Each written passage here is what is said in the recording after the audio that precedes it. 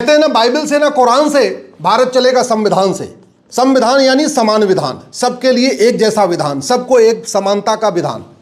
दुर्भाग्य देखिए, भारत में आज़ादी के 75 साल के बाद भी अभी तक संविधान नहीं लागू हुआ है, अभी भी बहुविधान चल रहा है। नियम कानून केवल मजहब के आधार पर नहीं है, बल्कि जातियों के आधार पर भी बने हुए हैं। उदाहरण के लिए, यदि आप ब्राह्मण हैं, क्षत्रिय हैं, वैश्य हैं, दलित हैं, आप सवर्ण हैं, ओबीसी हैं, शेड्यूल कास्ट हैं और महीने में 1 लाख रुपए से ज़्यादा कमाएंगे तो आपको टैक्स देना पड़ेगा।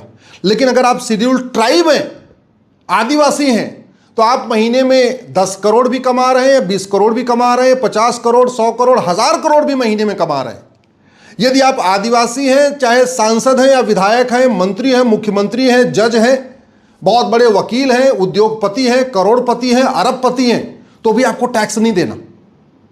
यदि आप मुस्लिम हैं, पारसी हैं, ईसाई हैं, यहूदी हैं, बहाई हैं और महीने में 1 लाख रुपए से ज़्यादा कमाएंगे तो आपको टैक्स देना पड़ेगा। लेकिन आप शेड्यूल ट्राइब हैं, आदिवासी हैं, तो आप अरबपति हैं, खरबपति हैं, तो भी आपको टैक्स नहीं देना। लेकिन ये आदिवासियों में भी भेदभाव है। ये आदिवासियों की छूट पूरे देश में नहीं है। ये आदिवासियों की छूट केवल असम, मणिपुर, मेघालय, मिजोरम, नागालैंड, त्रिपुरा, लद्दाख में है। कहने का मतलब, अगर आप आंध्रा, अरुणाचल, बिहार, छत्तीसगढ़, गोवा, गुजरात, हरियाणा, हिमाचल, झारखंड, कर्नाटक, केरल, मध्य प्रदेश, महाराष्ट्र के आप आदिवासी हैं, तो वहां पे अगर आप 1 लाख रुपए से ज़्यादा कमाते हैं तो आपको टैक्स देना पड़ेगा। लेकिन आप असम, मणिपुर, मेघालय, मिजोरम, नागालैंड के आदिवासी हैं, अगर आप असम, मणिपुर, मेघालय, मिजोरम, नागालैंड के शेड्यूल ट्राइब हैं, तो फिर आप अरबपति हैं या खरबपति हैं, महीने में 100 करोड़ कमाते हैं या 500 करोड़ कमाते हैं, 1000 करोड़ कमाते हैं, तो भी आपको इनकम टैक्स नहीं देना है। यदि आप उड़ीसा, पंजाब, राजस्थान, सिक्किम, तमिलनाडु, तेलंगाना, उत्तर प्रदेश, उत्तराखंड, पश्चिम बंगाल के आदिवासी हैं, शेड्यूल ट्राइब है, तो आप जैसे ही महीने में 1 लाख रुपए से ज़्यादा कमाएंगे आपको टैक्स देना पड़ेगा। लेकिन अगर आप त्रिपुरा के ट्राइबल हैं, त्रिपुरा के आदिवासी हैं, फिर आप कितना भी कमाइए, 100 करोड़ कमाइए महीने में, 1000 करोड़ महीने में कमाइए, आपको टैक्स नहीं देना। आइए यूनियन टेरिटरी में देखिए, यदि आप अंडमान, चंडीगढ़, दादरा नगर हवेली, दिल्ली, जम्मू कश्मीर, लक्षद्वीप और पांडिचेरी के ट्राइबल हैं, आदिवासी हैं, तो 1 लाख रुपए ज़्यादा कमाने पर आपको टैक्स देना पड़ेगा। लेकिन अगर आप लद्दाख के आदिवासी हैं, लद्दाख के ट्राइबल हैं, तो आप कितना भी कमाइए, आप सांसद, विधायक, मंत्री हैं, आप उद्योगपति हैं, आप करोड़पति हैं, आप अरबपति हैं, आप खरबपति हैं, आप फैक्ट्री के मालिक हैं, आप जो है बड़ी होटलों के मालिक हैं, आपके पास इंजीनियरिंग कॉलेज है, लॉ कॉलेज है, मेडिकल कॉलेज है, कुछ भी है, कितना भी कमाइए, आपको इनकम टैक्स नहीं देना पड़ेगा। मैंने इसको माननीय सुप्रीम कोर्ट में चैलेंज किया। माननीय सुप्रीम कोर्ट का कहना है विषय ठीक है, लेकिन आप इसको सुप्रीम कोर्ट में नहीं बल्कि पार्लियामेंट के सामने उठाइए।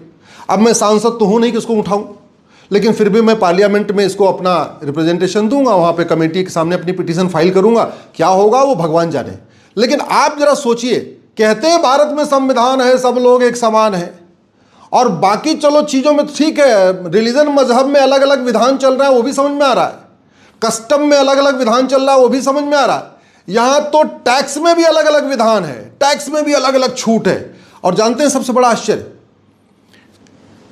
संविधान कहता है आर्टिकल 27 कि मजहब के आधार पर न किसी से टैक्स लिया जाएगा, न मजहब के आधार पर किसी को टैक्स दिया जाएगा। जिन 7 राज्यों के शेड्यूल ट्राइब को छूट दी गई है, वहां शेड्यूल ट्राइब बचे ही नहीं। असम में, मणिपुर में, मेघालय, मिजोरम, नागालैंड, त्रिपुरा, लद्दाख में जो शेड्यूल ट्राइब हैं वो कन्वर्ट हो चुके हैं। ज़्यादातर उसमें क्रिश्चियनिटी को फॉलो कर रहे हैं, वो क्रिश्चियन बन चुके हैं, लेकिन इस टैक्स का फायदा लेने के लिए अभी भी शेड्यूल ट्राइब बने हुए हैं।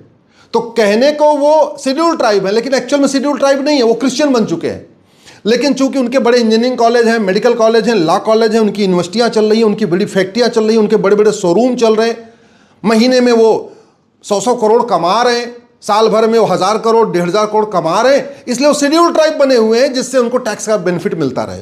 केवल कागजों पर शेड्यूल ट्राइब है, एक्चुअल में क्रिश्चियनिटी में कन्वर्ट हो चुके हैं। ये आर्टिकल 27 का वायलेशन है। इसका सबसे बड़ा नुकसान इन 7 राज्यों में सामान्य लोगों को हो रहा है। उदाहरण के लिए मान लीजिए एक ऑटोमोबाइल की डीलरशिप है।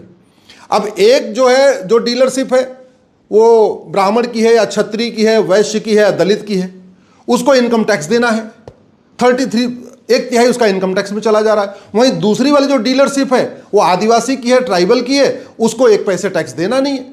तो वो क्या कर रहा है, अपनी गाड़ी पे ज़्यादा डिस्काउंट दे देता है। जब ज़्यादा डिस्काउंट देता है तो सब लोग वहीं जाके सामान खरीदते हैं। तो मैंने तो वहाँ देखा, उन 7 राज्यों में, शिलांग में देखा और भी जगहों पे देखा कि वहाँ पे जो ट्राइबल्स के शोरूम है, अब वहाँ पे दिन भर वहाँ पे ग्राहक रहते हैं। क्यों?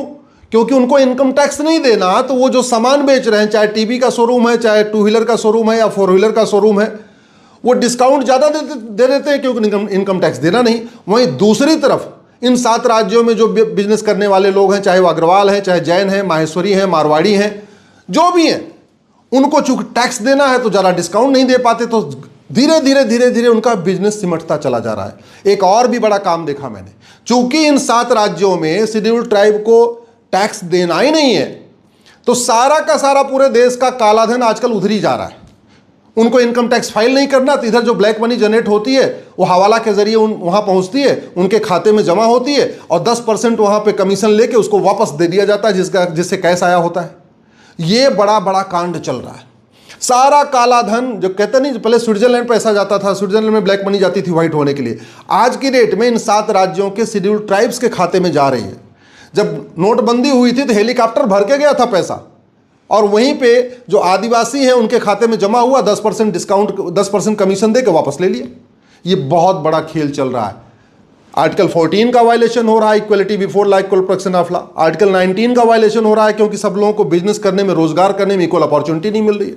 आर्टिकल 27 का वायलेशन हो रहा है क्योंकि जो क्रिश्चियन हो चुके हैं उनसे भी टैक्स नहीं लिया जा रहा है, मजहब के आधार पर टैक्स में छूट दी जा रही है। दुर्भाग्य, इस पे न कोई सांसद बोल रहा है, न विधायक बोल रहा है। 5000 सांसद विधायक हैं, लेकिन इसके ऊपर न कोई विधानसभा में आवाज़ उठा रहा है, न संसद में आवाज़ उठा रहा है, जबकि संविधान कहता है कि कम से कम टैक्स के मामले में कोई भेदभाव नहीं होना चाहिए, लेकिन ये भेदभाव हो रहा है। मैं आपसे रिक्वेस्ट कर रहा हूँ, एक बार अपने सांसद विधायक से बात करिए और इसको संसद विधानसभा में इसको उठवाइए।